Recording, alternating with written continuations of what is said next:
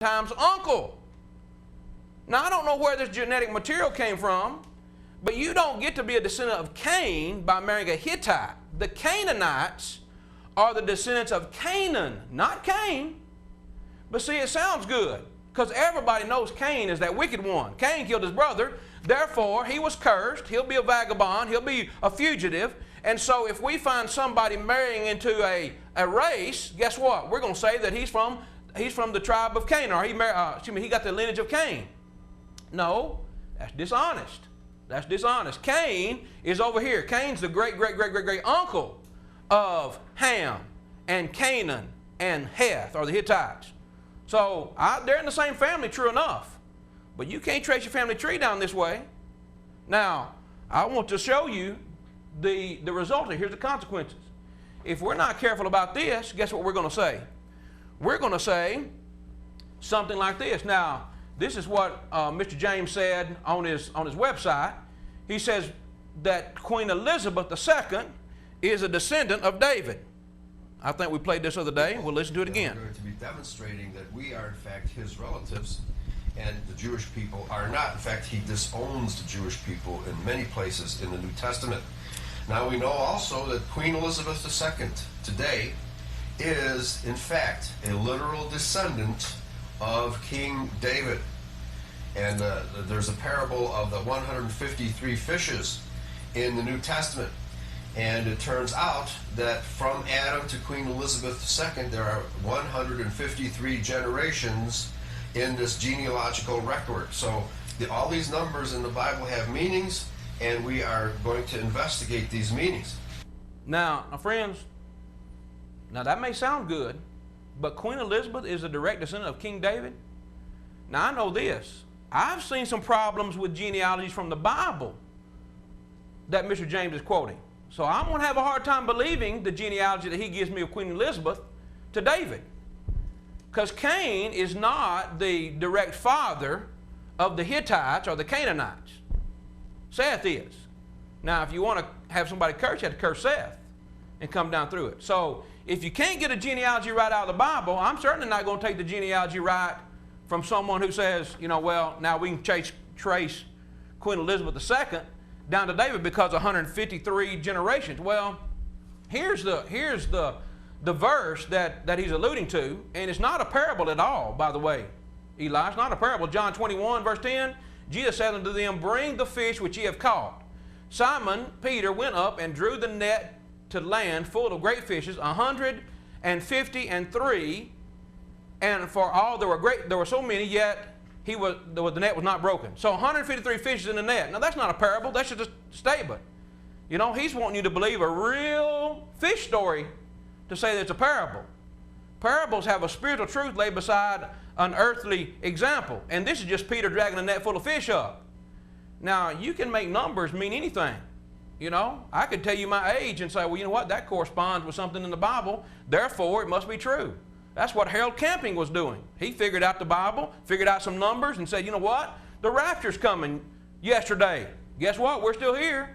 So you can take numbers and you can take genealogies, but you better be careful. But I'm saying, friends, you have to twist the Bible in order to get your point. And if you got to twist the Bible to get your point, then your point's not true. So you keep that in mind when he's trying to tell you that the white race is God's chosen people. It's just not so. Just not so. I think I'm about out of time, so I'm going to stop there and yield my time back. And I apologize for the podium, whatever. We'll get that worked out. All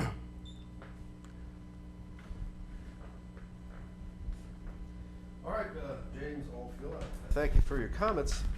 Let me run people through the actual genealogy. First of all, the Canaanites are not descendants of Seth. Genesis chapter 4 gives us the genealogy of Cain. And he gives us the genealogy right here. First of all, he curses these Kenites, as they're called, because the definition of the word Kenite in the Bible is a descendant of Cain.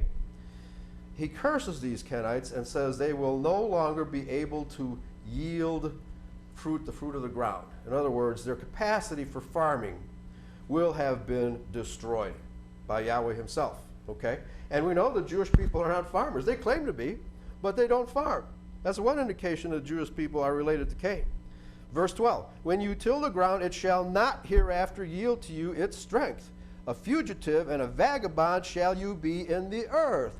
Now, which people do we know as fugitive and vagabonds who have been wandering the earth for millennia, following around the Christian Israelites, the white race? Whenever we have built a civilization among ourselves, we find that the Jews come in with their usurious practices and disrupt our societies, in fact, leech off of us because they do not farm, they do not create their own food. They do not really have any industries. Usury is their main industry, and that, by the way, folks, is forbidden in the scriptures.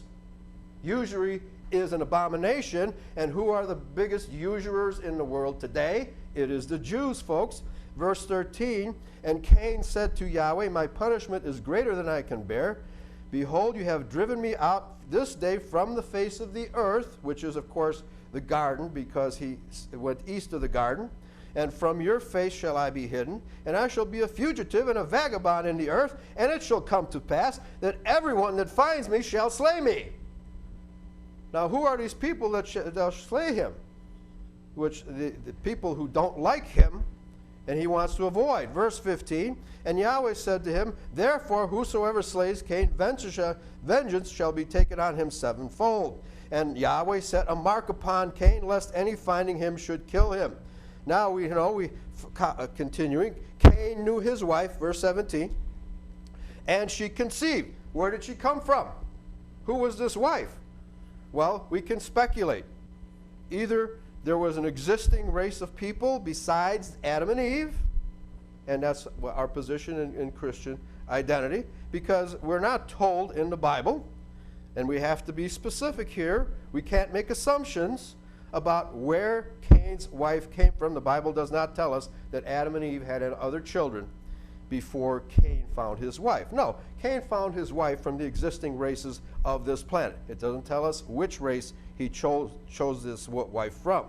Cain knew his wife, and she conceived and bore Enoch, and built a city, and called the name of the city after the name of his son Enoch.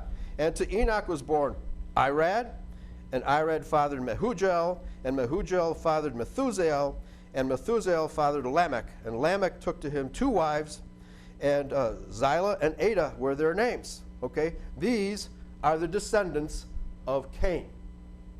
These are the descendants of Cain. Now, verse 25, we get to the descendants of Seth.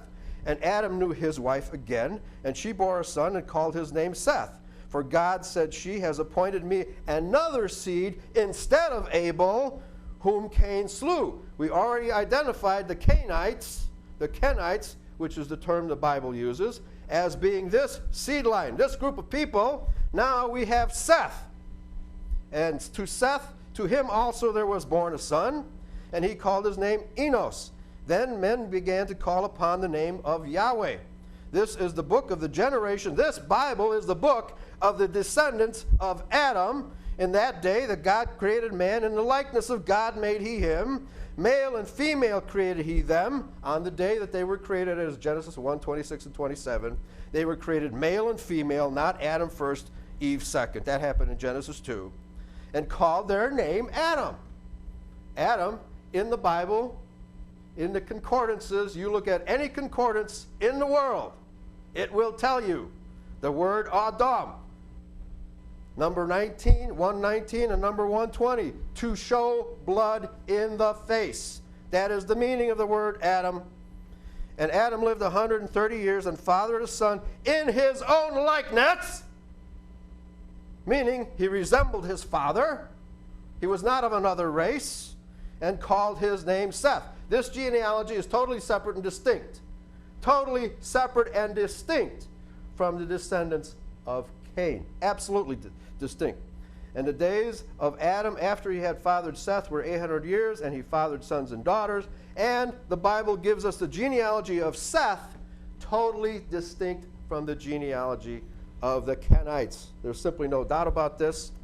Let us turn to Genesis chapter 15. This is where Abraham is promised the land of Canaan.